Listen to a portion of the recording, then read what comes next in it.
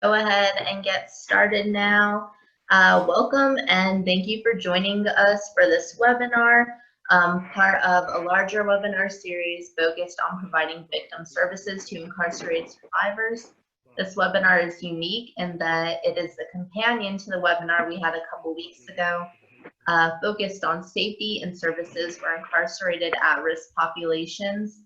This webinar will talk specifically about providing services, while part one focused on understanding who are the people at increased risk of sexual victimization. My name is Gabriella Nyman, the Training and Communication Specialist with NC CASA, and I will be your moderator for today's webinar. Before we start our webinar, here's some basic information about NC CASA. We are an inclusive statewide alliance working to end sexual violence through education, advocacy, and legislation. We use a social justice framework, therefore our work is done from a strong intersectional social justice perspective. By centering our work around marginalized communities, everyone is served. Some of our work includes the Training Institute, supporting rape crisis centers, resource sharing and technical assistance, legislative and policy work, anti-human trafficking outreach, prevention education, working with colleges and universities, and providing access to language services. Before we begin, I want to go over some webinar logistics. We are using Zoom webinar for the webinar series. I'm sure many of you are living on Zoom these days, but just want to make sure that you know how things work on this webinar. All participants are muted throughout. Please enter any discussion responses in the chat box at the bottom of your screen as shown in the slide. We will have time for questions at the end, but please feel free to ask them at any time. You can submit a question in the Q&A button. I will be keeping an eye on them throughout. We want to have you part of the discussion, so we will also use the poll function and chats. This webinar will be recorded. A recording will be posted on the NC CASA website and our YouTube channel in the coming days, along with the resources mentioned in this webinar. If you have trouble with Zoom, please email me at gabriella@nccasa.org. NC CASA is pleased to bring you this series of 8 webinars. We have already aired 5 of the webinars. If you were not able to join us for any of these, please visit the NC CASA website or our YouTube channel to access the recording and related resources. After today's webinar, we will have 2 more webinars to close out the series. These will be focused on the PREA audit and the Memoranda of Understanding, or MOUs. Please be sure to register in advance so you can join us for these final webinars. For today's webinar, our objectives are to review advocacy knowledge, skills, and abilities, discuss how to modify approach for working with prisoners, understand best practices for working with at-risk populations in confinement. I would like to introduce you to our presenters for today's webinar. Tara Graham, she, her, hers, Senior Program Director at Just Detention International. Tara spent nearly 14 years working on the development and implementation of the PREA Standards. Lisa Cook, she, her, hers, Jail Consultant for NC CASA. Lisa is the former Buncombe County Jail PREA Coordinator and was a DOJ Certified PREA Auditor. In her work with NC CASA, she assists in creating trainings in partnership with NC CASA and other agencies. She is the co-author of the North Carolina Approach, Creating and Navigating New Relationships to Better Serve Incarcerated Survivors of Sexual Assault, a resource we will introduce in the webinar series. Christy Croft, They Them Theirs, currently serves as the Prevention Education Program Manager at NC CASA after initially coming to the organization as the Anti-Human Trafficking Specialist. Prior to coming to NC CASA, Christy was an advocate and support group facilitator at a local rape crisis center and facilitated independent community-based consent education. I will now go ahead and hand over the webinar to Tara. Great, thank you, Gabriella. Thank you to everyone for joining us again today. I know I recognize some familiar names on the list of attendees, so thank you for joining. And I hope everyone had a great holiday weekend. It's kind of hard to believe that we're already in July and definitely well into this webinar series. So before we get started, I want to give a special thanks to OVW. It's through funding through OVW that we are able to bring you the final webinars in this series. So special thanks to them. And for those of you that have joined us before, you know that JDI, or Just Detention International, that we're a health and human rights organization that seeks to end sexual abuse in all forms of detention. And we do that, like I've mentioned in the other webinars, in a variety of ways. So we not only work with corrections officials and rape crisis advocates and policymakers to make facilities safe, we also work to change public attitudes around the dignity and safety of people in detention.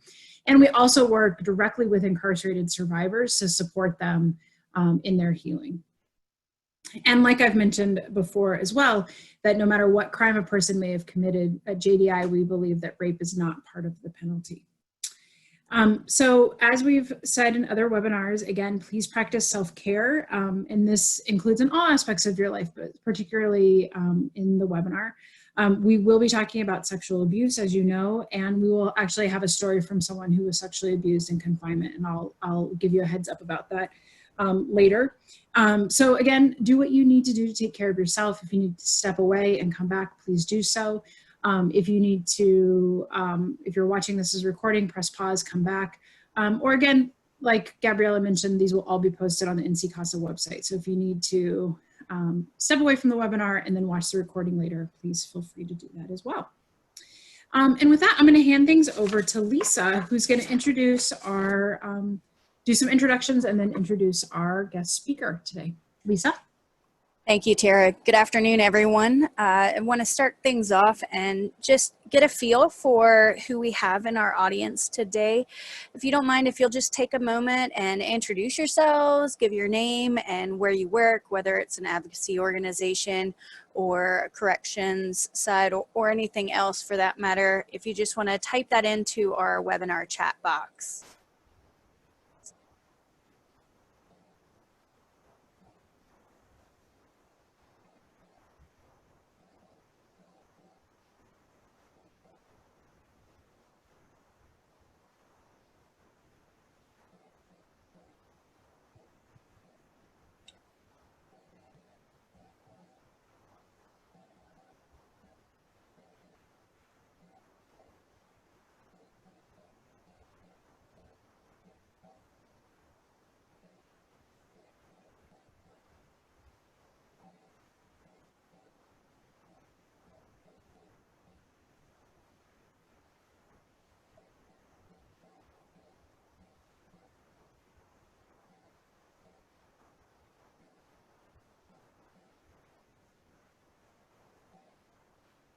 Well, it looks like we have a wide variety, a lot of advocates here, as well as some social services, even some individuals from South Carolina, and it looks like New York as well.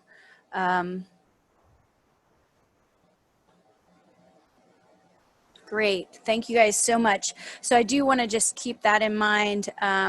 We do have a variety and we are happy and open to all questions as we move forward. We also want to just try a poll, get this started so that everyone can feel comfortable with this option. Thank you, Gabriella. If you'll go ahead and take a moment to answer and tell us what services to survivors in confinement you have, or victim advocates that come to your facility, that sort of thing, okay?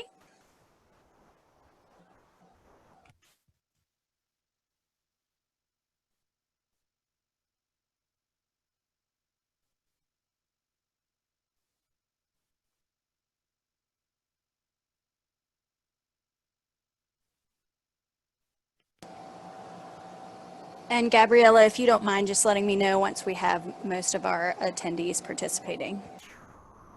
Yeah, sure. I'm going to give it another 40 seconds before closing the poll.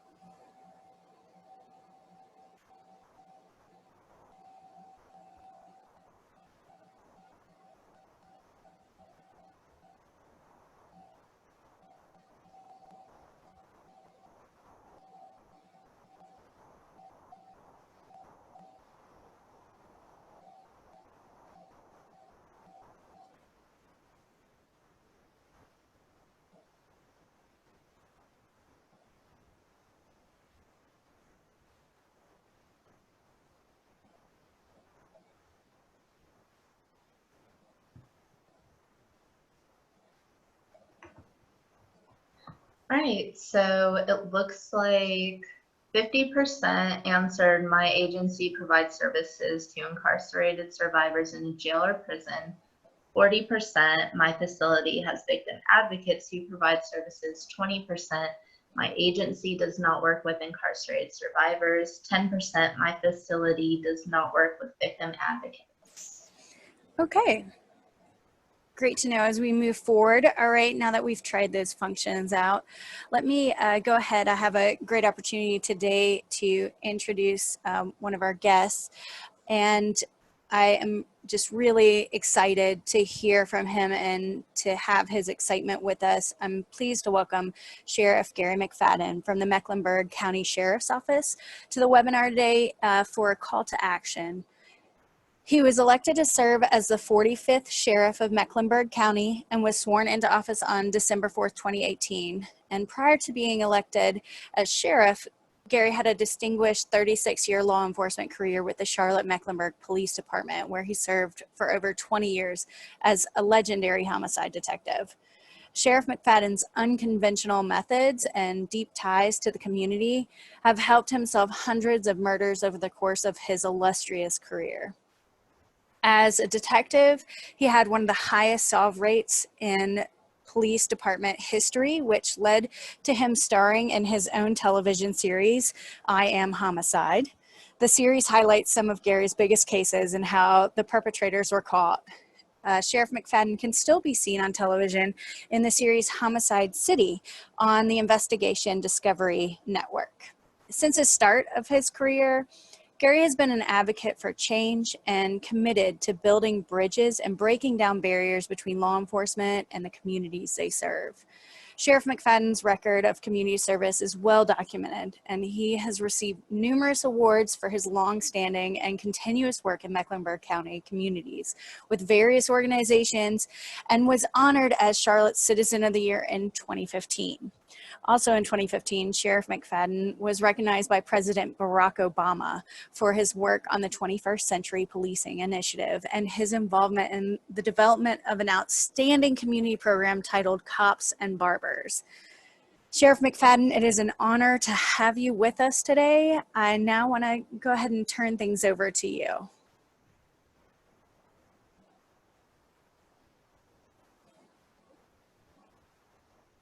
Okay. Sure. Let's see now if am I unmuted now? You are. That's great. Thank you. We can hear you loud and clear.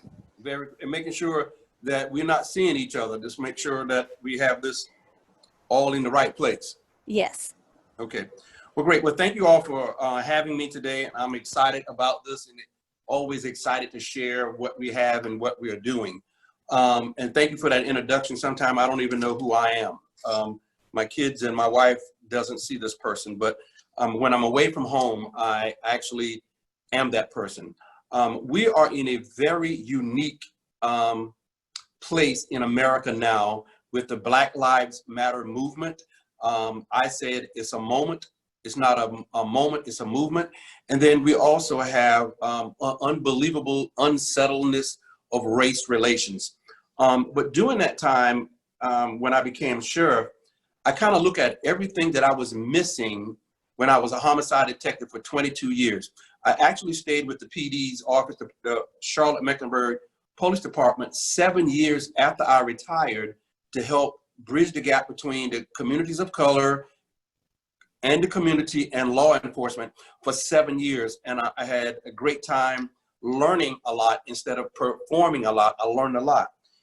And one of the things that we looked at is what we actually do and don't do well inside of our criminal justice system, and what we do and we don't do well inside of our detention centers. One thing you will hear me say throughout my short conversation, you will hear me saying detention center instead of jail, and you will hear me say resident instead of inmate, because titles mean everything to us. We don't think so, but once we get a title, we want to be recognized with that title, whether it's doctor, PhD, MBA, all these titles matter. So my residence inside my facility title matters also. So when I got there, I had to talk to the staff about staff safety, not only staff safety, resident safety. In talking to them if you treat someone with dignity and respect, you may get dignity and respect back, and that decreases the conflict that we have between staff and our residents. So that is the one thing I put in my staff's head. Let's give people their dignity and respect.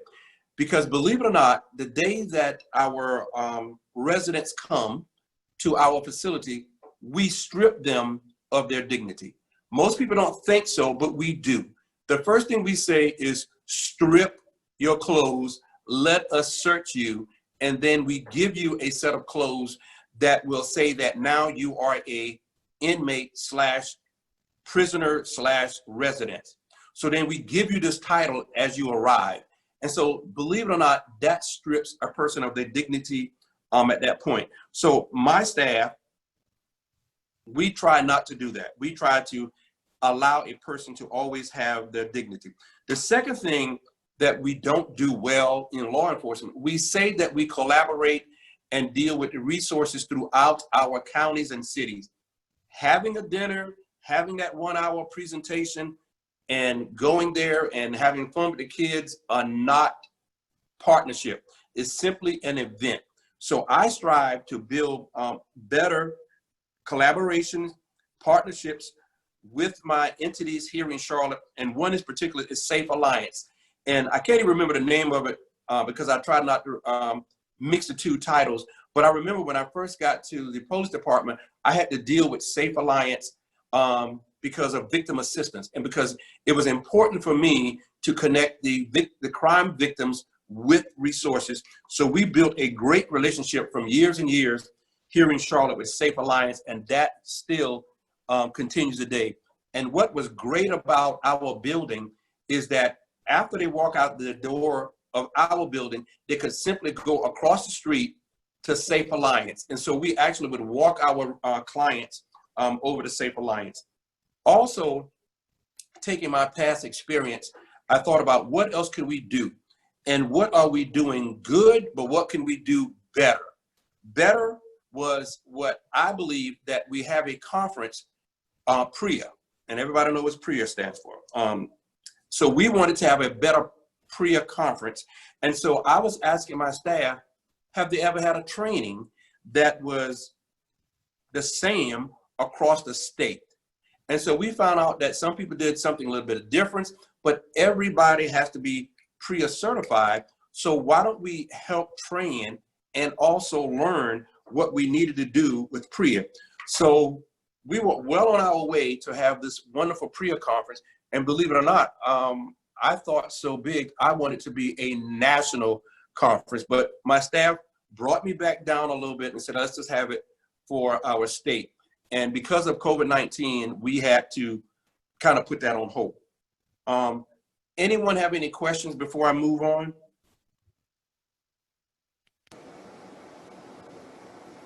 I think we're good. We can't wait to hear the rest of this. Okay. Now, believe it or not, we have a lot of protests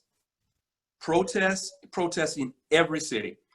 It is now, in Sheriff Gary McFadden's opinion, it is getting way out of hand and out of control.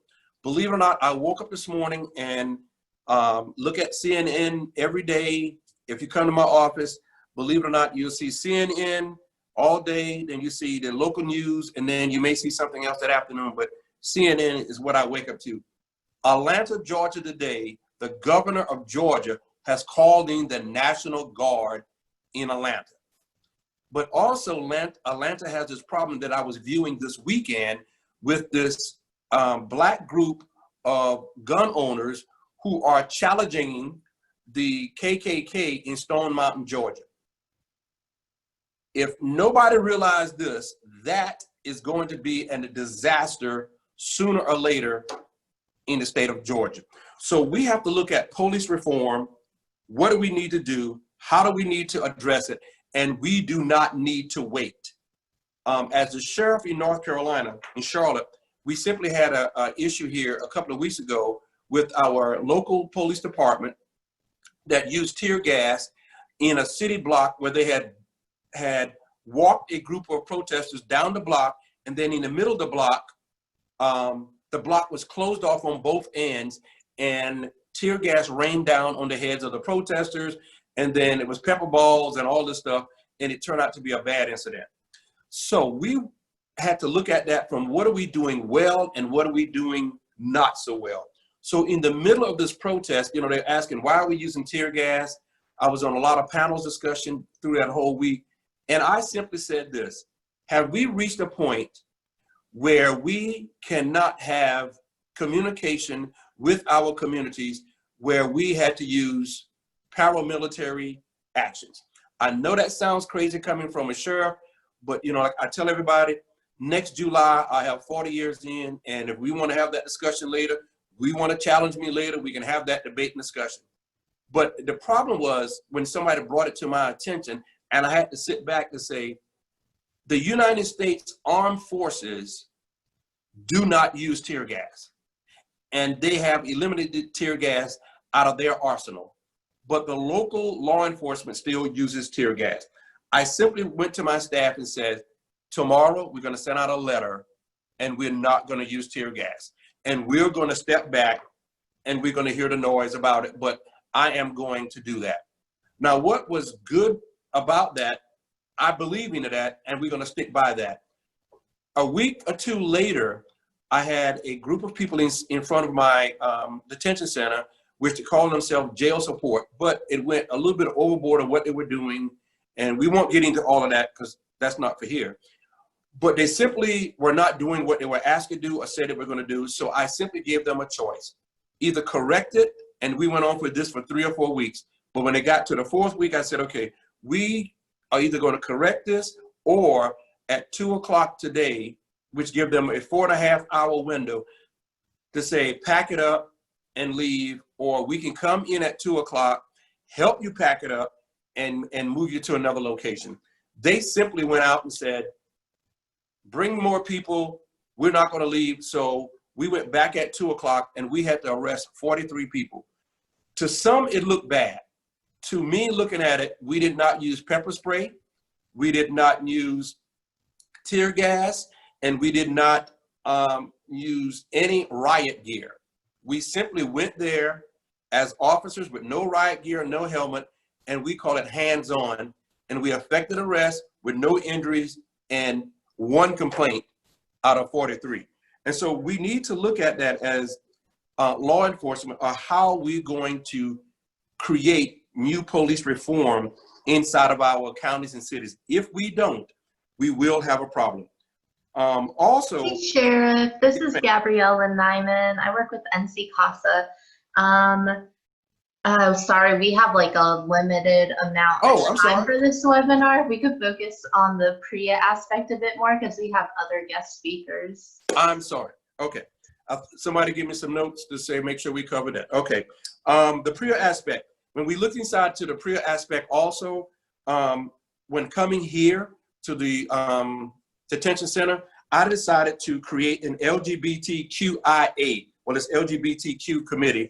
But of course it's the IA on the end, to help my staff understand what is going on in the LGBT community. And so we created this committee, and we go out into the community and embrace the LGBT community. I embrace my community that is also here inside my facility, because we do have members that identify with the LGBT community, and we deal with them. And so we have to do all of that because we are trying to better what we do for our men and women who are returning citizens to our county. So we had to also educate our staff and make sure that they are all on board. Why? Because your family members may also be incarcerated here at the Mecklenburg County Jail Detention Center, and I'm sure you want us to treat them with dignity and respect. So we also created the LGBT community here inside, and it is working well.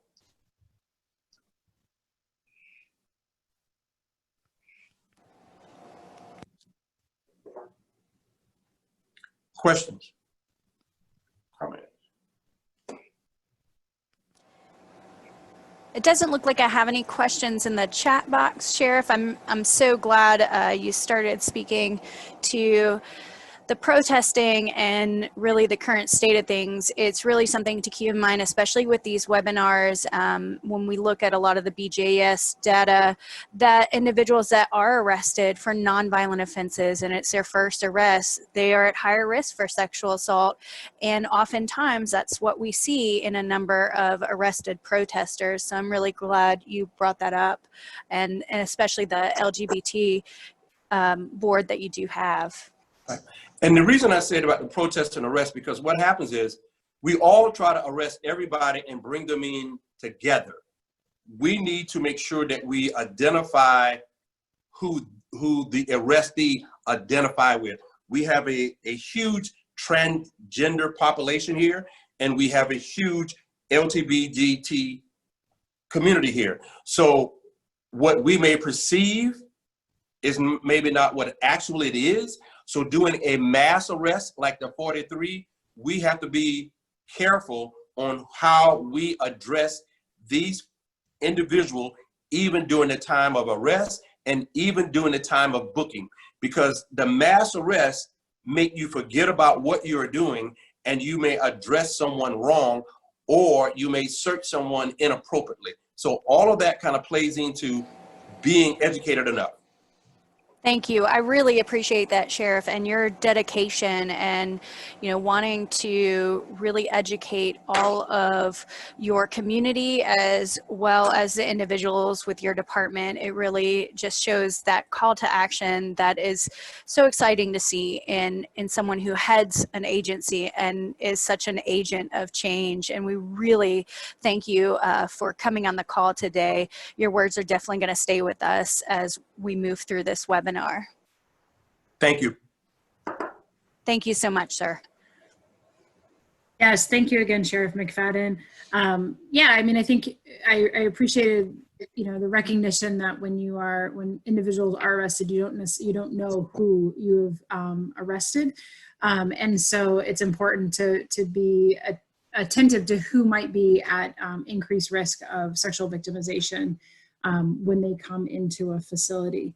And like we talked about 2 weeks ago, that there are some populations who are definitely at increased risk for victimization. As you may recall, in the previous webinar, we talked about individuals in particular who are deaf or hard of hearing, who have physical disability, cognitive disability, or who have a mental illness. And we also talked about people for whom English is not a first language, and about people who identify as LGBTI or gender nonconforming.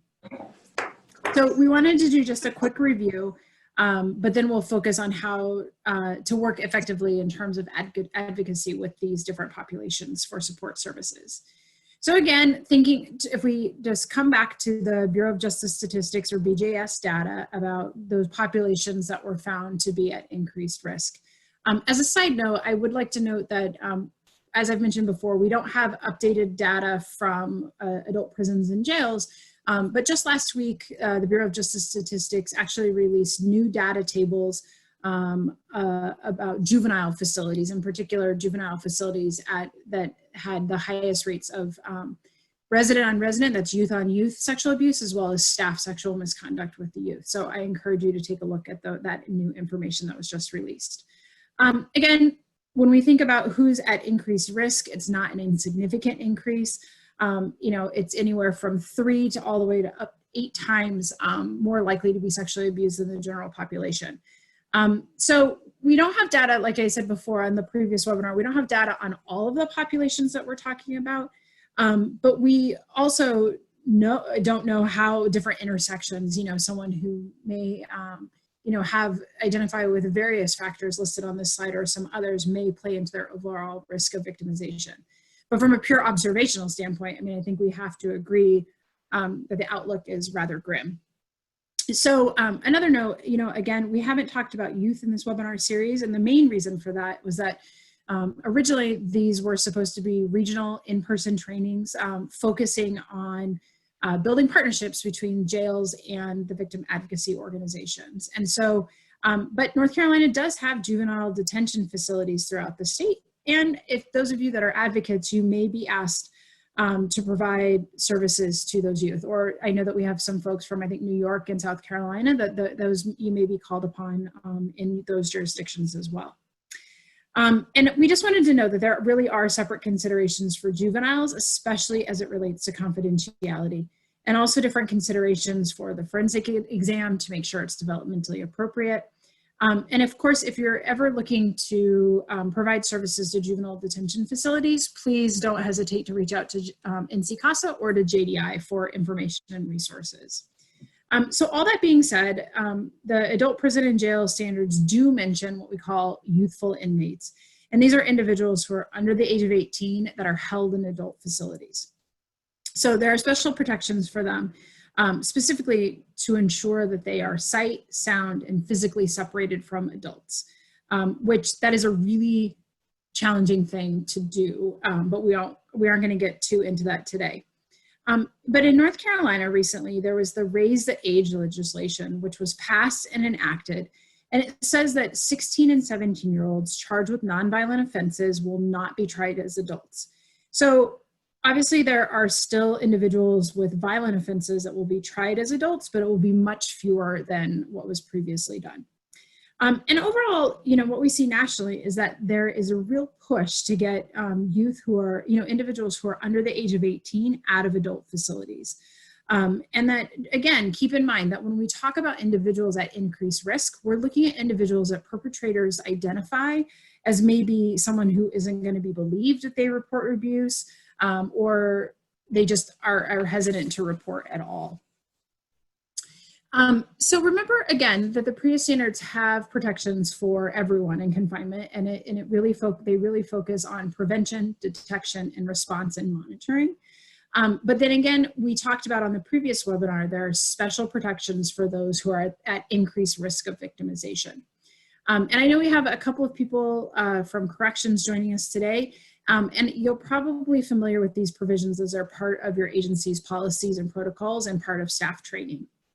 And here's just some other, we reviewed all of these in the previous webinar, so we're not going to dig into those a lot today. But for advocates, I want to reinforce that the reason we share this information is that it's important for you to understand what the protections are and what should be provided, and that will help you to understand whether or not a facility is serving your clients and providing those protections when you hear from your clients about what's going on. So again, I encourage you to go back to part 1 of this 2-part series to learn about these various protections in greater detail. But today we're going to focus on actually working with these different populations and providing them advocacy services. So I want for folks to take a minute and think for themselves about when we say advocacy, what we mean by that. And I know we have a wide variety of people joining us today. So wherever you're from, whether it be corrections, whether it be from advocacy, whether it be from North Carolina, South Carolina, New York, if you're from the military, wherever you're from, I want you to think about the word advocacy and take a minute and think about what are the skills that advocates use when they're working with individuals. And it doesn't matter if you provide services to people in confinement or not, just generally what does advocacy mean and what kinds of skills might someone use or tools? So take a moment and use that chat box again and put your thoughts into the chat box about what kinds of skills those or tools those would be.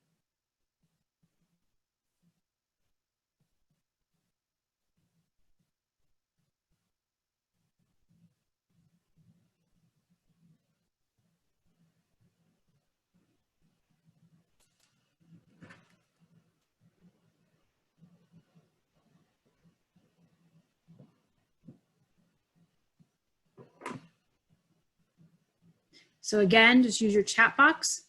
It can be a word, it can be a phrase. What are the kinds of tools or skills that are used by advocates in working with clients?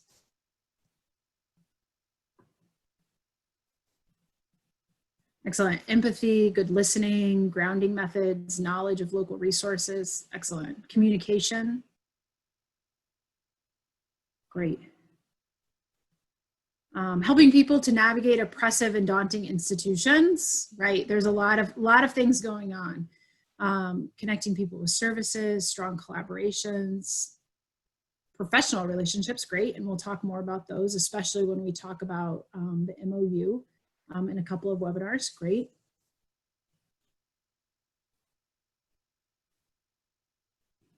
Thank you, Karen. Yeah, just being there to listen so that someone can kind of unload on you, right? Right, Amra, racial, ethnic, and gender identity understanding, great.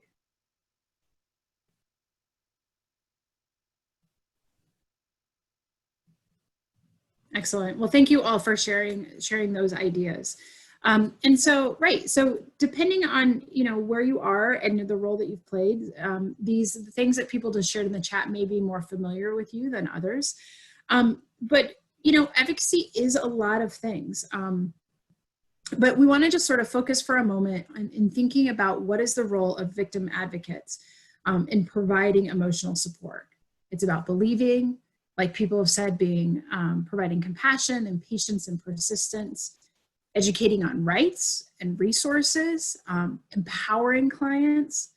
It's also about providing the emotional support, right, that we've talked about, providing a safety plan, referrals. Again, people have mentioned about different partnerships and relationships, absolutely.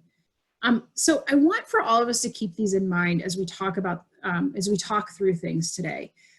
Because I think it's really important to think of how you are and the skills you use as an advocate and how you can use these same skills with some tweaks to serve incarcerated survivors.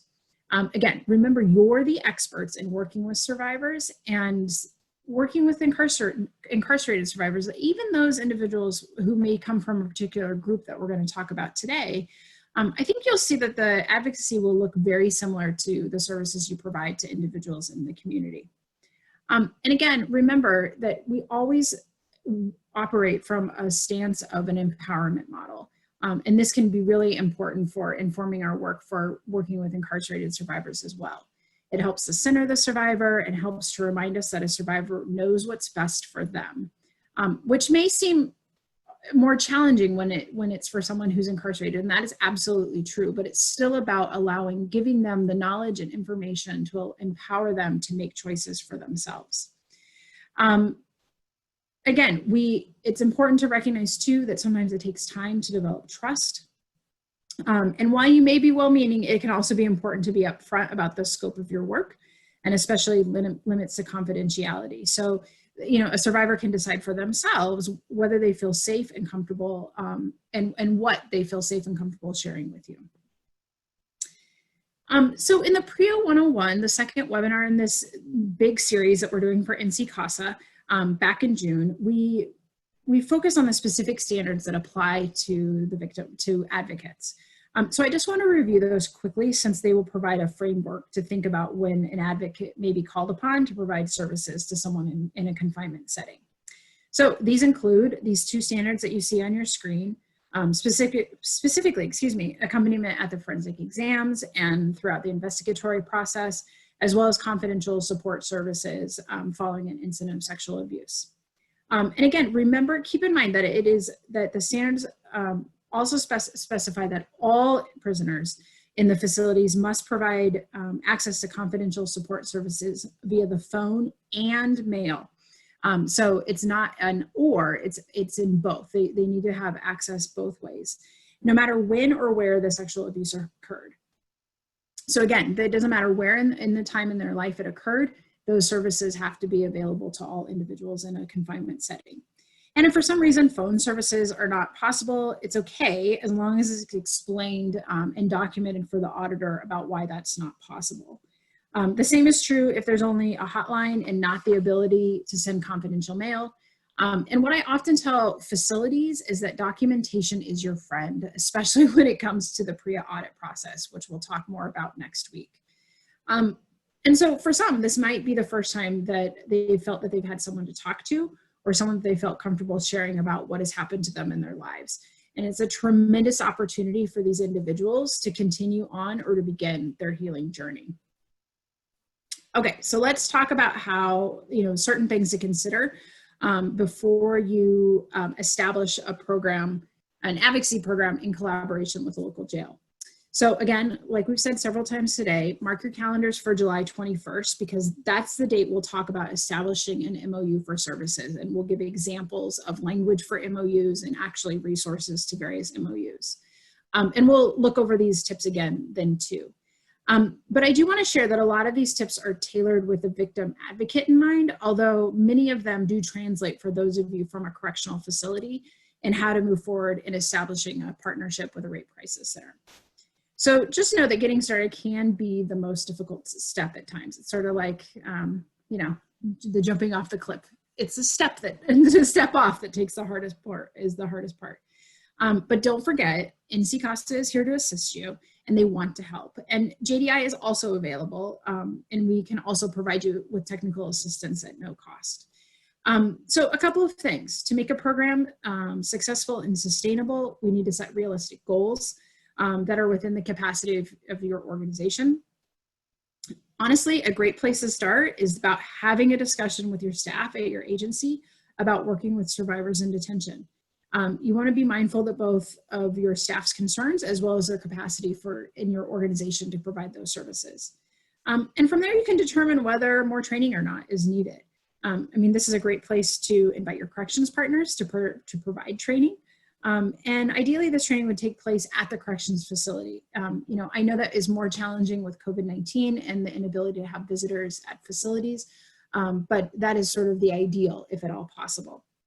And again, like we've mentioned in other webinars, having a tour and meeting with staff can be helpful, and it could even be incorporated into ADA compliance training and also LGBTI awareness. So research can be an incredibly powerful, as you have the opportunity to arm yourself with information.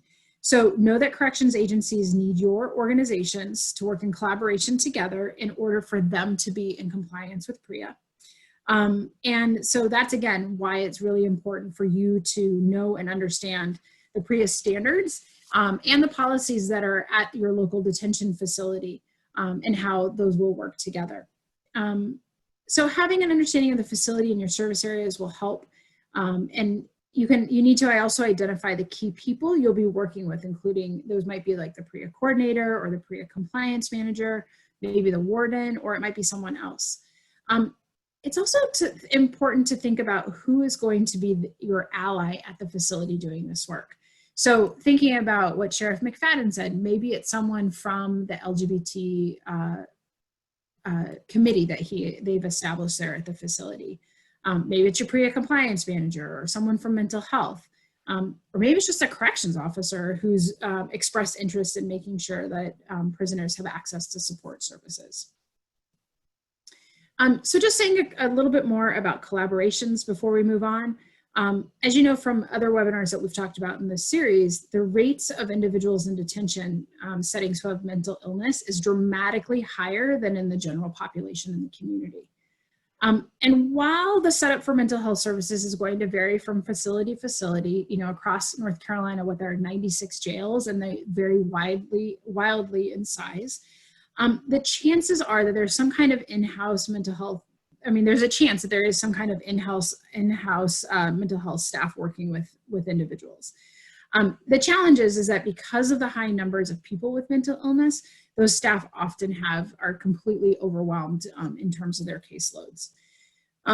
But, you know, it is an opportunity because the mental health staff often work with all departments at the facility, including security, to have a more holistic understanding of the people they're working with. And they can also speak to mental health issues, psychotropic medications, history, and overall behavior of individuals while they're incarcerated. And so they can be a good resource for you in helping to better understand and work with your clients. Furthermore, I mean, mental health staff may be willing to be your point of contact to get in touch with your client or to help coordinate to be able to meet or to even help you understand the world of corrections. Just know that the mental health department ability to collaborate with you may be limited due to what I said earlier about their caseloads, but it's certainly worth exploring and seeing if that's a worthwhile collaboration. And again, so as you begin your work with your local jails, you know, encourage mental health to be part of the conversation. And, you know, again, it can be a mutually beneficial one. And like I mentioned, allies are critical in helping you to do your work, no matter where it is you work, whether you're only working in the community now, or for those of you that are working in confinement, or even if you are someone from a corrections facility. So take a minute and think about who your allies are, and how can you continue to rely on these individuals? You know, which of those allies might you be able to draw upon to help support your services with incarcerated survivors? So again, take a minute, think about your allies, and add those into the chat box to share with others.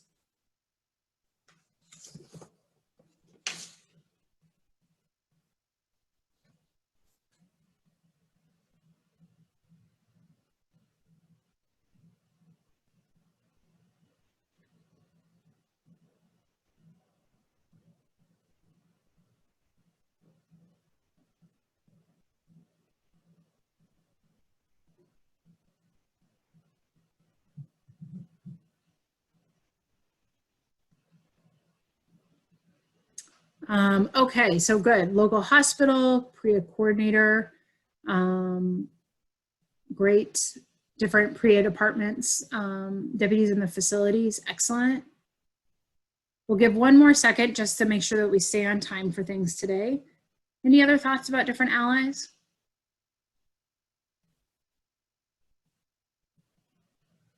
Great, yeah, definitely. Other prisons or jails. So again, keep this in mind. So be thinking about who might be your allies, because that's one of the things is you really start, you know, it's a lot of different pieces that come together in this puzzle to provide services. And so as you start going, you can really start to define what your role as an advocate will look like in providing services to incarcerated survivors. And you can plan how you want to collaborate with your facility or how you want to address issues that may come up. And again, just know that providing services in detention is not easy work. But you know, the more you've prepared and planned, the better it will be to be able to work with survivors. So some challenges may come up that you can begin to prepare for, and those include limits around confidentiality, the level of advocacy you can provide, how to address bias, and how you will address concerns with corrections staff that may arise. And also be intentional about working to recruit staff and volunteers who are diverse and representative of the survivors that you're serving. And then if possible, you know, as you provide services, get feedback from those survivors about the services that you're providing to continuously improve upon what's being done. So again, just a couple of things that even the best laid plans sometimes, you know, hit some bumps in the road. So again, it's important to plan for disruptions in a session, or even, you know, disruptions to long-term support for survivors. So here's just some examples of what these disruptions might look like. So one, a facility might show up to a facility and it's on lockdown, meaning no one's able to move around the facility. Or maybe no one's able to use the phones.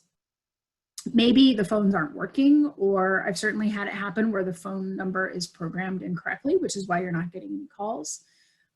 Maybe if you see fewer calls than normal, or you're getting no calls at all, definitely reach out to your contact to triage to see what might be happening. You know, it's also possible that, like the poster, that the number, you know, numbers got transposed on a poster. There might also be a limit to the time frame, like how long someone can talk on the phone. So you want to make sure to build in, you know, make sure that the arc of your phone call is such that allows for that time frame. If you're providing services by mail, you know, are you getting them and it looks like they've been opened? So definitely reach out and make sure that letters are being treated like legal mail. And subsequently, letters that you send back should not be opened by the facility. What typically happens is most facilities have, if it's legal mail, they have the inmate open the letter in front of staff just to make sure there isn't contraband, but staff are not opening and reading those letters. And if you're able to go to a facility to provide in-person services, which I recognize right now is not a possibility, but this is just food for thought for the future, make sure that your staff abide by the visitor dress code. And what they can and cannot bring into the facility. I've certainly had that experience with colleagues where we've been turned away because of, you know, them not dressing appropriately or bringing in materials that weren't previously approved. And facilities can be unpredictable. So, you know, especially in a jail or in a prison, someone might get transferred or they get released with little or no advance warning. And certainly, unfortunately, like as advocates, we are often the last ones to find out about those things. And it may not be until you actually show up that you know that someone has been transferred. And because of that, you also just want to make sure that you're not kind of like leaving your sessions open-ended. That you've given the information and you've wrapped up the conversations with individuals in case they should be transferred or released or something the next time that you come. It's also possible that you show up and someone's not there because they've gone out to a court hearing or a medical appointment. So again, it's just important to be flexible and not get upset when you show up and they have not notified you in advance. If you are traveling a long distance, I would just recommend calling ahead just to kind of say like, oh, I just want to make sure that so-and-so is going to be there today before you make that journey to provide services. And again, a correction setting is different from the community. And so it's just important to know how to help survivors to identify and build coping skills that are realistic for their environment. And also to use available resources. So, you know, like some coping methods that you would suggest, may not be available to incarcerated survivors. So instead of like suggesting calling a friend or going for a walk, suggest things that people can do anywhere. But again, don't make assumptions about what they can or cannot do. It's always good to ask them about things that they do to take care of themselves and then to help them to build on what already works for building a safety plan. And again, it's possible that survivors may feel like that they are being threatened by other inmates or staff for even considering reporting or being retaliated against if they do report. So, you know, and again, making the situation even more frightening is that those survivors may not have a choice about having ongoing contact with their perpetrator. So again, it's about developing a realistic safety plan with survivors when they express those fears with you. And then again, when finishing the session, remember that individuals are going to have to return to their housing unit or maybe a work assignment or some other program with very little time, if any at all, to kind of regroup. So just a tip would be to allow more time than you might in the community for a survivor to do breathing exercises, to talk about something less stressful, or to sit quietly for a moment before leaving the session. Again, this is for in person or true for also over the phone. And just quickly, I just want to mention again that, you know, self-care looks different for different people, but it's also important to maintain healthy boundaries with your clients and with corrections staff. And so, you know, you can always talk with supervisors or, you know, talk as an organization about self-care and how to foster these boundaries and wellness in the workplace. But one of the things I wanted to share is that my colleague here talks about, my colleague Jessica, Vanessa, excuse me, that you can see here in this photo. She talks about how at the end of the day, you don't have to be trained to treat a client with a dissociative identity disorder who has multiple personalities. Your role as an advocate is still to meet them wherever they are that day and to support them as a survivor. So don't refer them out to mental health. They've likely been passed over and bounced around without support for a long time. So be present and be an advocate. I next want to introduce Officer Melinda Ingram, who's the PREA Compliance Manager at the Mecklenburg County Detention Center, Central. Welcome, Melinda. It's nice to have you with us today. Hello, how are you? Wonderful, thank you. So I want to give a quick introduction for who Melinda is, and then we'll jump into our conversation. So she's been with the Mecklenburg County Sheriff's Office for 15 years and is responsible for conducting PREA training for all new hires, as well as contractors and volunteers entering the detention facilities. She thoroughly enjoys what she does and is very passionate about ending sexual violence, not only within confinement facilities, but in the community as well. She has organized community forums on sexual violence and is currently working with community partners to host that statewide PREA conference for correctional facilities, which we know is postponed, but hopefully will take place at some point in the future. The Mecklenburg County Sheriff's Office have completed their PREA, they were re-audited back in October 2019. And as we'll talk about today, they partner with Safe Alliance Rape Crisis Center to provide emotional confidential support services to the residents at the facility. So Melinda, thank you again for joining us. And as you know, this webinar and the one before focused on providing support to at-risk populations. And we're going to talk more in just a little bit after we speak with you about providing advocacy to those individuals. But I was wondering if you could talk with us and share the different protections, services, and resources that Mecklenburg County Jail has in place for its residents. Let's start with individuals who have a disability. What things are in place? Yes, Lisa. So first, when you think about those who may be limited English speaking, the Sheriff's Office does ensure that all written materials are provided in formats or through those methods that we ensure that are effective communication with our arrestees as well as our residents who may have intellectual disabilities, maybe limited reading skills, who are blind or have low vision. We do have our items translated in the language of non-English speaking, but we do acknowledge that some individuals may be unable to read well, so we also provide an orientation video that is translated as well. Oh, that's wonderful. So yeah, you were just mentioning about, some people may not speak English. I know you mentioned that the top languages you see are English, Spanish, and Creole. What do you do for someone that doesn't speak one of these languages? What do you, do staff interpret? Do you have residents interpret? What do you do for interpretation services? We do utilize our staff. So we do have bilingual staff. They're utilized to assist in communicating with the residents who have limited English proficiency. So yes, we do use staff. Okay, great. And what if there's someone that comes in, I don't know, that speaks a language that no one can translate for? What do you do in those instances? So if we have someone that's not able to translate, we do have interpreters from the community that are used. Translational services are utilized when our bilingual staff are unable to translate, or if the need for confidentiality may exist. But I will tell you that the staff that we do use, they are required to pass a proficiency test through our local college here, the University of North Carolina at Charlotte, or an appropriate alternative site. The acceptable proficiency level for our county is advanced or superior as defined by the American Council on the Teaching of Foreign Languages. So they're very qualified. Wow, that's wonderful. That's wonderful. And what about, do you ever have deaf or hard of hearing residents, and how are they able to get access to information? Well, actually, Lisa, we have had several individuals who were hearing impaired.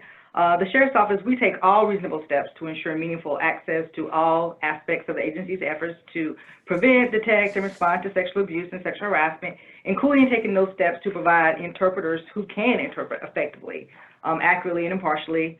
Using any necessary specialized vocabulary. We actually contact individuals who are listed as sign language interpreters on the Department of Health and Human Services Sign Language Interpreter Directory to see if those individuals may be willing to assist the Sheriff's Office if we ever need an interpreter. And we do maintain their contact information on a master list where we're able to contact those individuals. Oh, that's great. That's really great. And I know you shared, or the sheriff shared about the LGBTI committee. I was just wondering if you could talk a little bit about kind of different protections you have in place for LGBT, especially transgender individuals that come into your custody.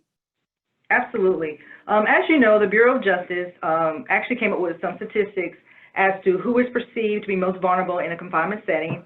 And one of those categories is those who are perceived to be associated with the LGBTI community.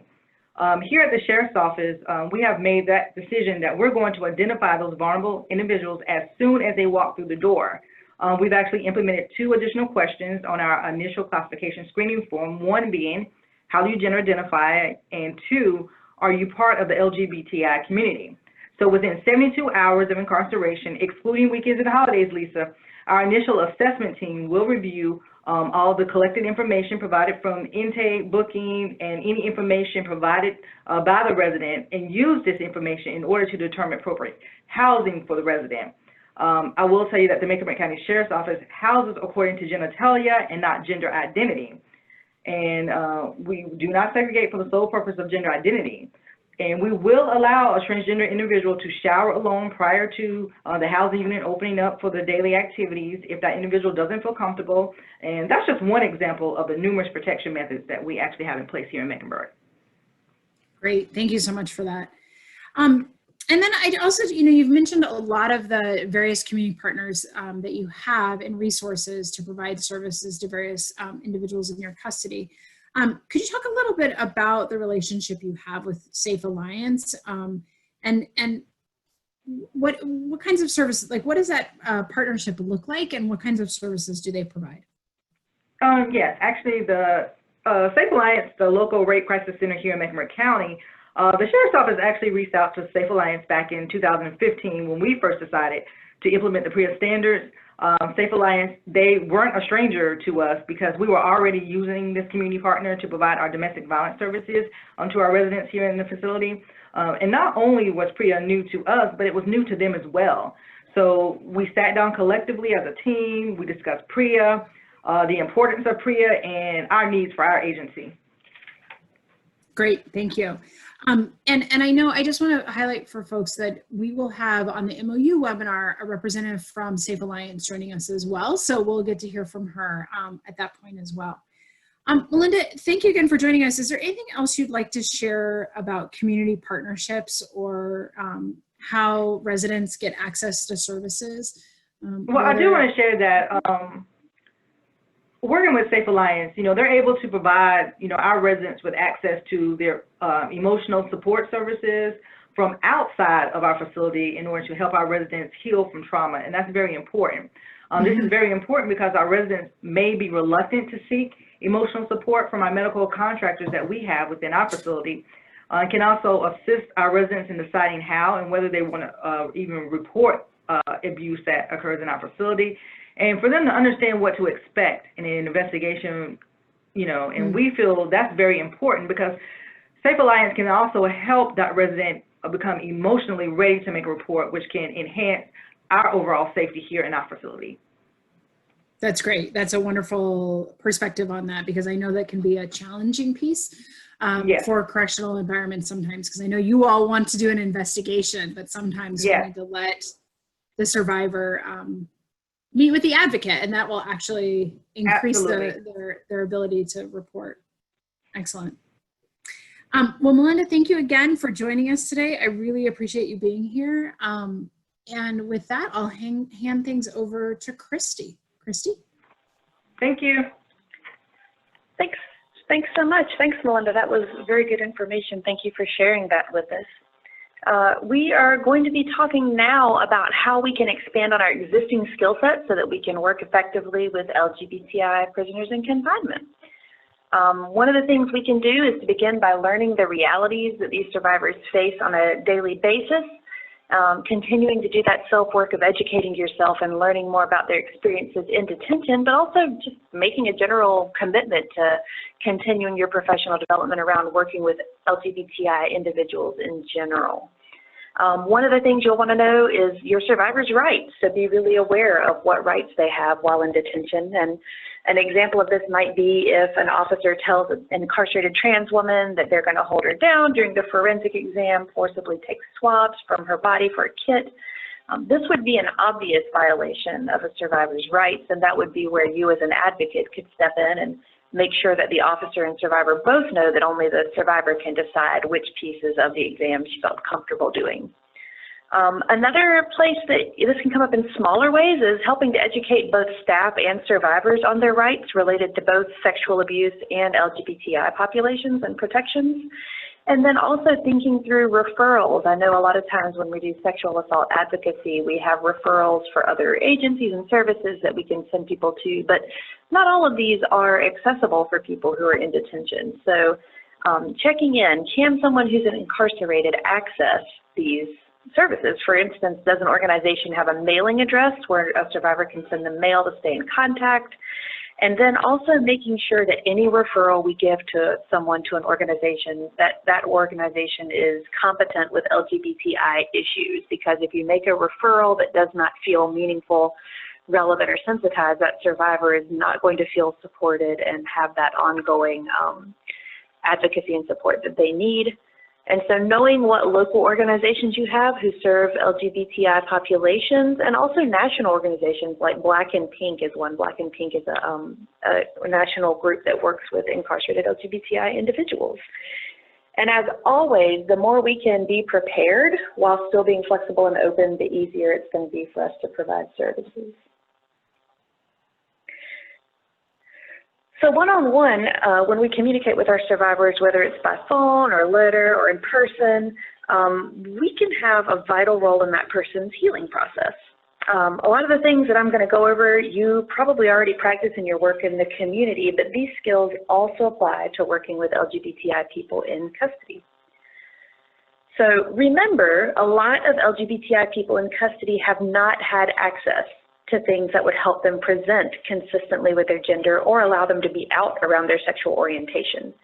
And so this is why it's vital that we never assume someone is straight or cisgender. For example, if we're talking to someone on the crisis line who we think sounds like a woman, or we're sitting in front of a client in a men's facility who we think looks like a man, it is really important that we are not going with that initial assumption and that we give clients space to share their identity with us or to ask when appropriate. That is something where I know I've personally worked with a trans woman in a detention center in North Carolina, and when we spoke to corrections officers, they said that she was the only trans woman in their detention facility, but she was able to inform us there were several others. They just weren't out, whether it was because they didn't have access to items they needed to present according to their gender identity, or because they just felt like it was safer in that moment to not be out. You know, there will be people who are in facilities who are not out, who you will not know they are trans if you don't ask, so don't make those assumptions. And another thing you can do around safety, if you're receiving letters from an incarcerated trans or intersex person, you need to use their legal name on the outside. They may need that, and they will let you know. But even if you have to do that, on the inside in your communication with them, you can use their real name and their pronouns inside the letter. I know when JDI receives these letters, when NC CASA's gotten these letters, we're always careful when we respond to use the legal name on the envelope that they send back, but to use the right name and pronouns on the inside. When possible, you're going to want to always ask what name and pronouns someone uses, and you may want to do that in a private space because they may not be out to other people in the facility. And you need to do this regardless of whether or not someone seems transgender or not, because transgender isn't about someone's look or appearance, it's someone's identity. A great way to do this, if you want to kind of signal to them that you're open to hearing their gender identity, is to introduce yourself in a way that lets them know you want to get it right with them. So for me, for example, I would say, hi, my name's Christy. I use they, them pronouns. What's your name and what pronouns do you use? And again, if we do this in a private space, if they're around other staff or inmates, they have more privacy and confidentiality to do this within. If you're running a group and it feels like a safe space to do so, you can have people in the group give pronouns when they're doing their own introductions. And if at any point someone doesn't understand and says, why are we giving pronouns? You can let them know that this is something we ask everyone in our groups and in our advocacy, and that your services are for everyone. You're going to also want to use other language once someone shares their pronouns. Go ahead and use other language that aligns with their gender. So for example, if you're using a trans man who uses he, him pronouns, you're not going to want to say things like, hey girl, with a trans man, because that's not gender affirming. And similarly, you're not going to want to say ladies with someone who's told you they're non-binary, or guys with a trans woman. Use gender neutral language if you aren't sure someone's pronouns. You can just start gender neutral and then shift into whichever ones they tell you once they clarify. And remember, you can be curious, but it's not their job to educate you about their identity. And be really honest with yourself about your limitations, any bias you have, what knowledge you might not have, and definitely, if you need to, reach out to NC CASA or JDI for more information around this.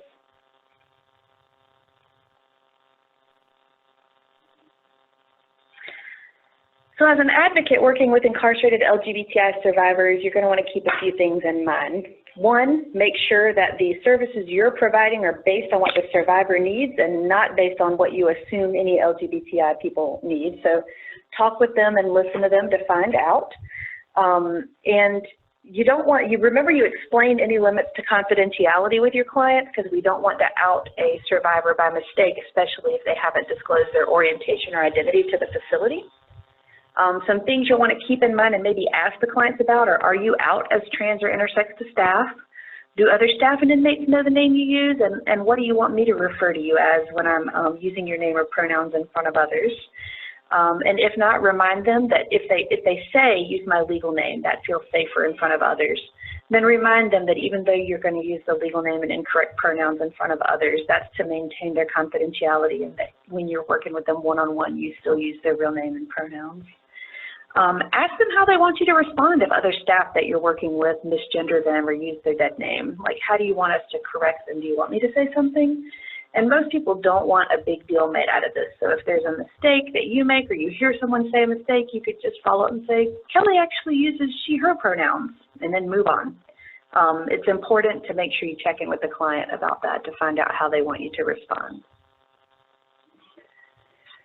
So for forensic exam accompaniment, we can also help navigate language in forensic exams. And it can be difficult for someone sometimes to talk about their body if they're transgender or if they have gender dysphoria and haven't been able to access medical transition-related care. So you can help them navigate this conversation with a nurse. Remind them that they're in control of the exam and that they can stop or take a break at any point. You can ask them how do they want their body parts to be referred to, because they may have terminology that feels more comfortable to them than other terminology.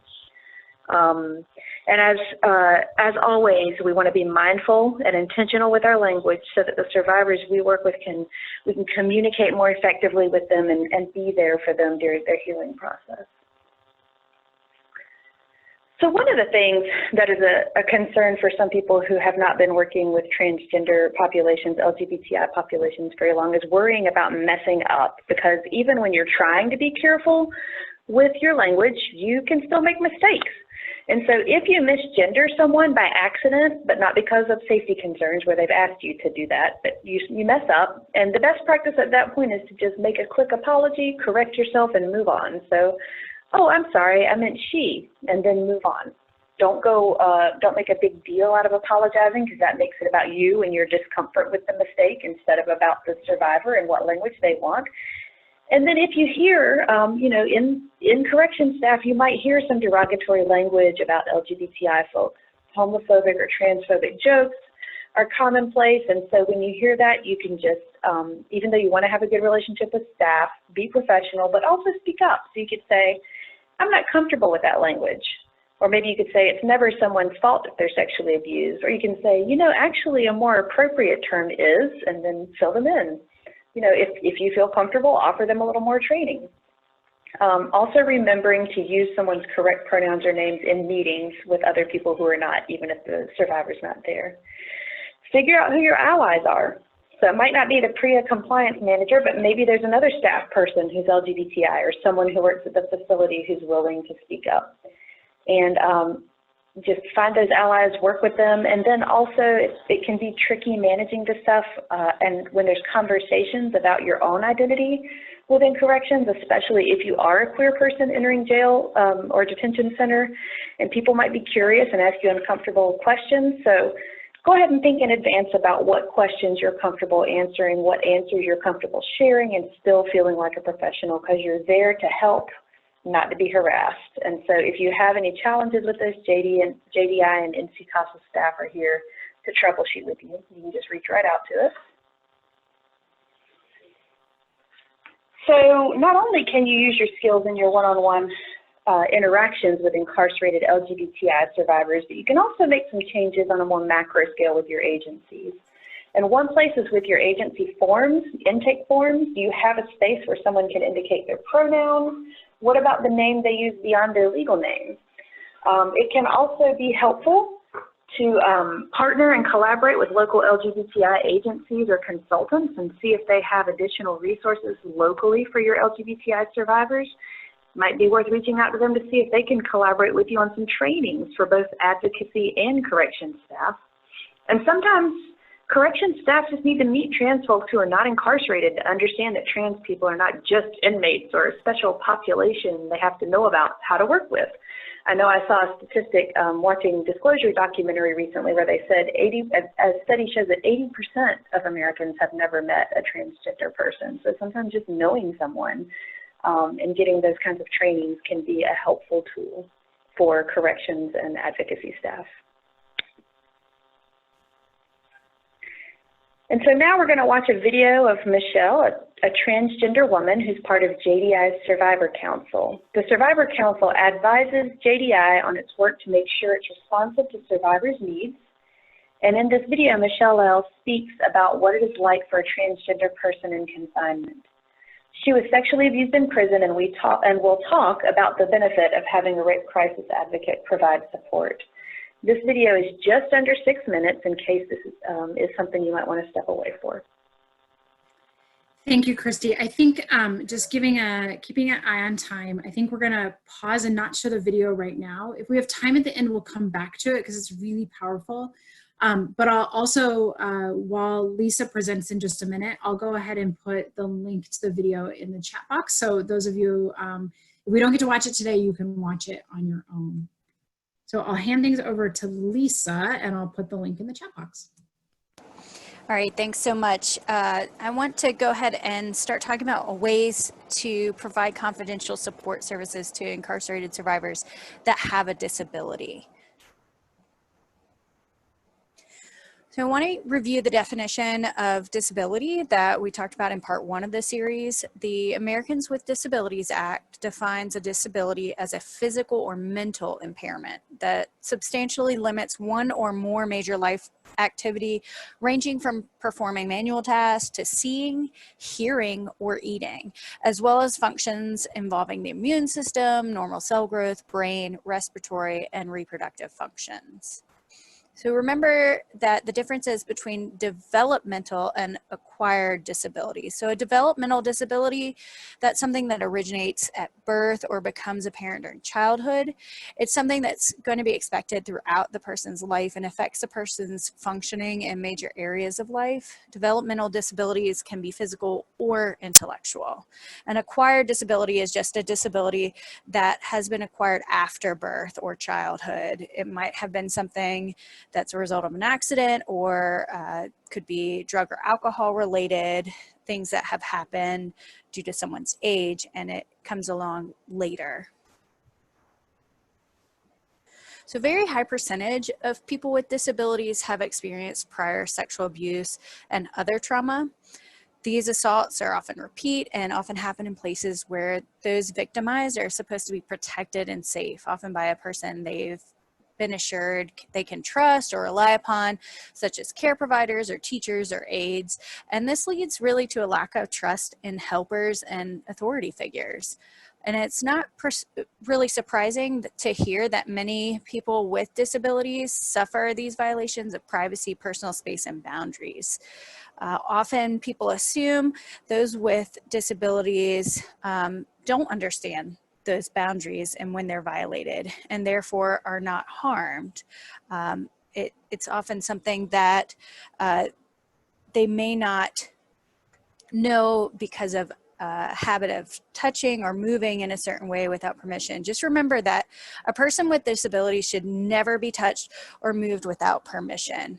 And pushing a person's wheelchair or touching any items that are used for mobility, that is an extension of that person. And so you always want to make sure you look at it as a body part. People with intellectual and sensory disabilities since childhood might not have learned to communicate their limits and their boundaries clearly. And so we learn through experience and observation, and if someone is touched or has personal needs taken care of by others with no regard for their privacy, they'll learn that that is normal. So people with certain disabilities, especially intellectual disabilities or those that don't have the ability to take care of themselves, have different messages about what personal space is. So that sometimes leads others to see this person with, often the cognitive disabilities as promiscuous, easy to manipulate, or even dangerous. So the vulnerability of a person with a disability is often driven by two factors: a lack of information about sexuality, sexual abuse, and personal safety strategies. Although people with disabilities are extremely likely to experience abuse, they often have extremely limited knowledge about sexual activity and their own bodies, and may have been instructed not to even talk about them. So a common myth about people with disabilities is that they're asexual, or that they don't have the capacity for sexual feelings or understand any sexual needs or desires. And by extension, people often assume that being sexually abused or harassed does not really affect that person with disabilities the same way. However, people with disabilities have a gender and they have sexual orientation just like everyone else. And that's something that we do need to realize, and just understand that their response to sexual abuse and sexual harassment oftentimes overlaps with any other person that we provide services. And their vulnerability is often driven by the common expectation of absolute compliance from caregivers. So it's really important with people with disabilities that we just really work to understand the trauma and understand how to help them through that trauma. And when it shows up in correction settings, working with these people, we've got to make sure that we're aware and intentional about how we support them. So some of the key considerations to look at when working with survivors with disabilities: we want to extend the same respect that we would for any person that we're supporting, any incarcerated person, regardless of disability. All standard rules of confidentiality, except for in North Carolina, if there is abuse, neglect, or exploitation of this adult with disabilities, then that has to be reported. But other than those mandatory reporting laws, we just need to treat them as we would any other survivor. And if the person has a legal guardian, we may also be required to provide that information to the guardian as well. However, a guardianship can be limited and it might not apply to that, to all aspects of that person's life. So one thing we also need to make sure is that there is a full understanding if a person with a disability has signed a release of information, and we need to check in with that person. We want to make sure that we note the disability and see how that is talked about within the community. Corrections facilities tend to discuss disability in terms of challenges people with disabilities present to institutions, like an individual independent living is not a disability itself, but a challenge of having a disability. Part of your role is really to be the challenge to this norm and kind of model this with an emphasis to the survivor's dignity and the value of this person. And make sure when you're working with an interpreter or a care provider that you speak to the person and not the interpreter. You always want to focus on that survivor. Avoid temptation to bypass the individual regardless of their abilities or disabilities. Interpreters are working to assist in communication and not control or take it over. You want to make sure that the message is being received directly to you. So we have some guidance for supporting individuals with disabilities. Some things I want to highlight, using the most simple words as possible is going to be your best bet. Verbal information should be given slowly and clearly. Understand that, if you need extra time for this individual, if you need to explain things differently to someone, that you're aware before you go in there and support them. Also ask how, the jail or family and friends, how well they communicate with them. Ask what's happened with this individual, different barriers you might expect, and just try to get as much information as possible prior to meeting with this individual, and support them in making their own decisions and their own choices. Don't make the assumption that, a person's disability or abilities are not, that person is not able to make decisions for themselves regardless. Keep in mind that living a normal life does not make a person with a disability extraordinary or heroic or special. In JDI's decades of working with incarcerated survivors, many of whom have had severe mental illness, through their partnerships with advocates in this journey, they've really identified a number of effective approaches for advocates in working with this client base. Similarly, how you'd respond to anyone who walks through your door at the Rape Crisis Center, we'd want you to respond in the same way, just genuinely and appropriately and in an empowering way to really help with their healing. It's super critical here, and it can really have a lasting impact. So for incarcerated survivors, it's really important. It's extremely important. And you may be the only support there that is believing this individual, and the staff there may not have the training or skills to really respond effectively. And the mental health staff might be overburdened and also not have the training to work with these survivors of sexual abuse. Remember when we spoke earlier about, Tara spoke about meeting that person where they are. I can't emphasize how much, it means to really just be there for that person regardless of where they are that day. That's something just to really remember. This may be something that they are working through, but it's really important to just support them where they are that day. And the fact that some thoughts or experiences might not be based in reality doesn't mean that the sexual abuse did not occur.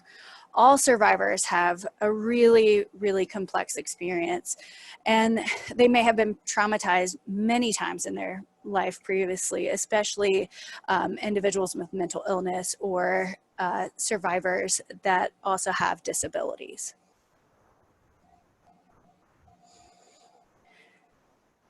If you only provide services to someone over the phone, you may not know that they have a vision impairment unless they tell you.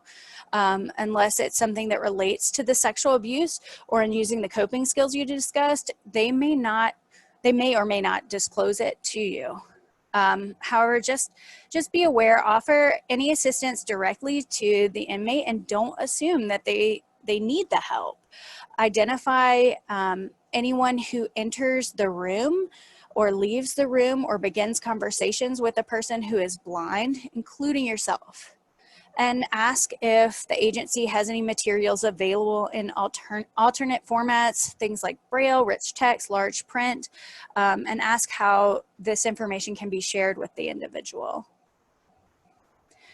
Also, similar guidance is given when working with incarcerated survivors that have a physical disability. Don't assume automatically that they need assistance. And if you are providing services in person, be aware of your space and accommodations needed. Make sure that you have clearance for a wheelchair and that the obstacles are moved. Make sure there's a clear path, especially for those that might be visually impaired. And be aware that the survivor might not be able to participate in all activities that you offer in coping skills. Talk with that survivor to see if there are ways to modify what you're suggesting that they might do.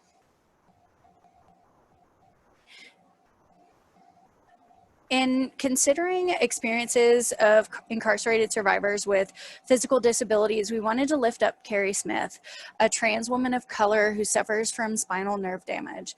While incarcerated, she's experienced sexual harassment, rape, and strangulation attempts.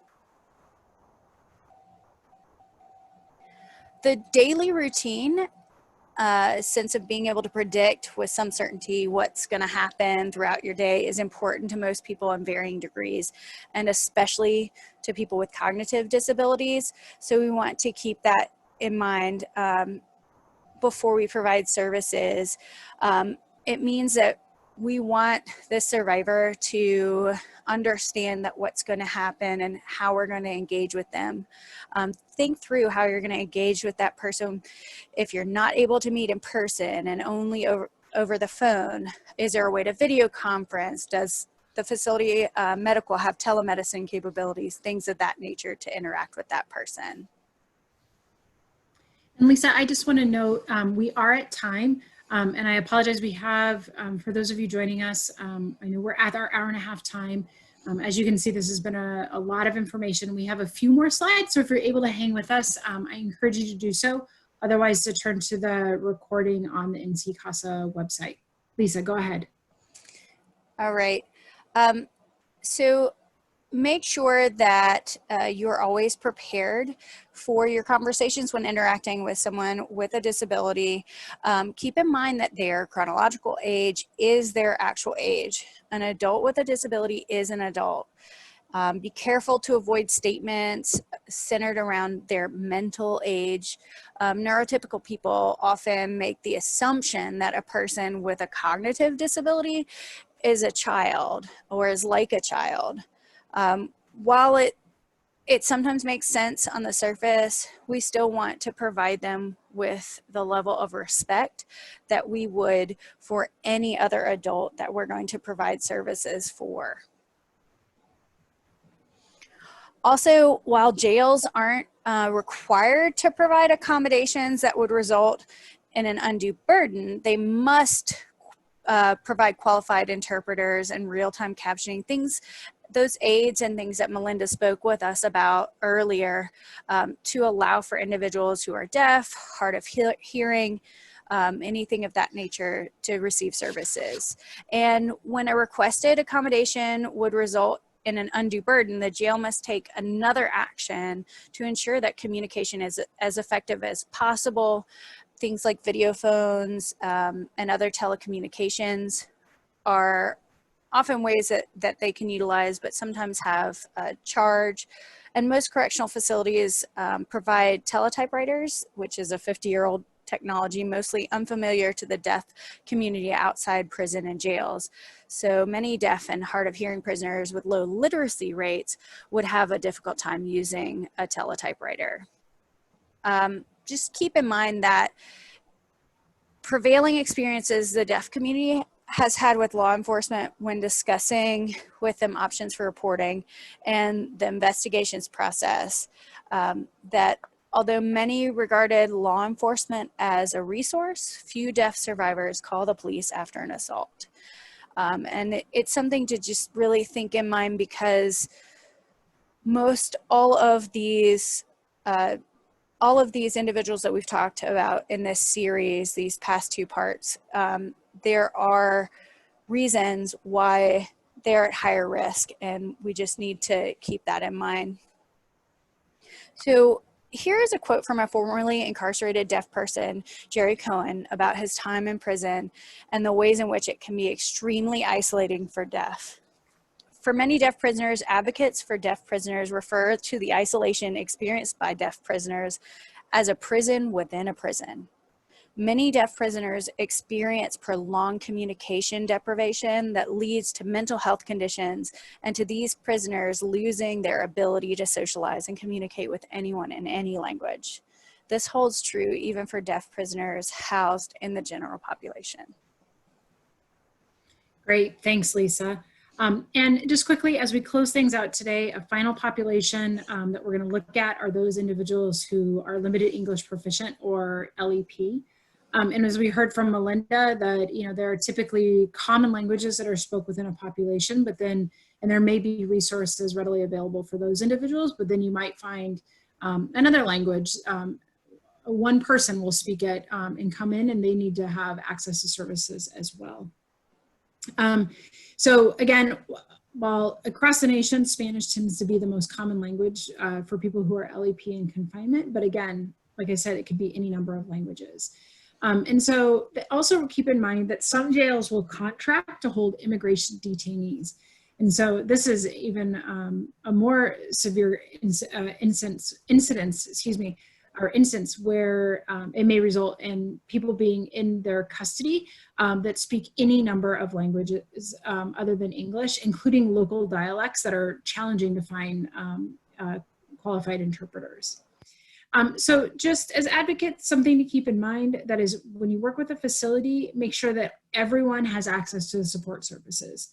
So for people who don't speak English, this means making sure that they know the services are available and that they have a way to contact you for support. So it may be relying, working in collaboration with the jail to use their language line or their interpreters that they have on agreement from the community or somewhere else. Or it may be, you having access to a language line that can help with translation services. And again, it's just really important to discuss with the facility what services are available and how you can access those interpretation services for clients that may need them. And while some people may speak English, like appear to speak English, they may not be proficient. So as an advocate, you'll need to use simple language when talking with someone. And it can also be helpful for you to repeat important points. So again, working in person can actually be really helpful because then you can kind of gauge understanding by like facial expressions or body language. But again, recognizing especially with COVID-19, that might be more challenging.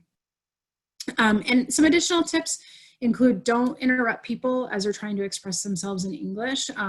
They may not be proficient, and so it may take them longer to find the words that they use. And also try really hard not to use jargon or slang or acronyms because those can be confusing for people who are fluent in English if they don't know the jargon and slang. But especially the cultural nuances that are wrapped up in those are difficult to comprehend unless you're like a native, fluent and like a native speaker. So we've gone over a lot in this webinar. I know we didn't get to the video. I'm going to hand things over to Gabriella in just a moment. But I wanted you, hopefully this webinar has given you some food for thought in terms of working with incarcerated survivors and being able to serve all incarcerated survivors. Like we've said over and over again, JDI is here to help you, NC CASA is here to help you. So reach out, there's definitely services available and supports available.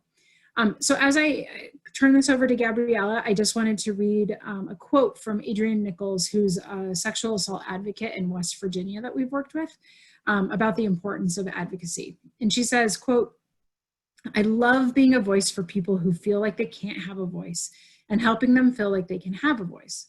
When you think of the most vulnerable victims, they can't stand up for themselves. And to me, that's an incarcerated individual. They don't have anybody to stick up for them. They don't have anybody to believe them. And I have no doubt that this is a shared sentiment by you and your fellow advocates and all of you joining us today. It's hard work, but it's rewarding when you're able to help someone in need." And with that, I'll hand things over to Gabriella to see if we have any questions. Hey, so because we've already went pretty much over on our time, if you have any questions, you can email them to me at gabriella@nccasa.org or training@nccasa.org. And I will go ahead and forward those to who the questions were intended for. And so this webinar will be posted up on our YouTube and up on the website. So I'm going to go ahead and end our webinar for today. Sorry, Gabriella, can I just do a quick review of the resources just to let people know what's there and then go ahead and close it out. So just a quick note, JDI has done a series on various populations that are vulnerable and underserved, and you can access those on our website. There's also a tremendous resource that was developed by the Vera Institute of Justice with the National PREA Resource Center on making PREA and victim services accessible for incarcerated people with disabilities. And then also going back to what Christy was talking about in terms of forensic exams, this is a link that will take you to gender neutral body maps that you can use with your clients. And then as you'll see, as we've posted on other webinars, contact information for JDI. And with that, I'll give it back to you, Gabriella. So this is our contact information for Robin and Courtney, who both work with the content area with PREA. Thank you to Lisa, Tara, and Christy. And thank you to both of our guest speakers. I'm going to go ahead and end the webinar, and I hope everybody has a great day. Bye.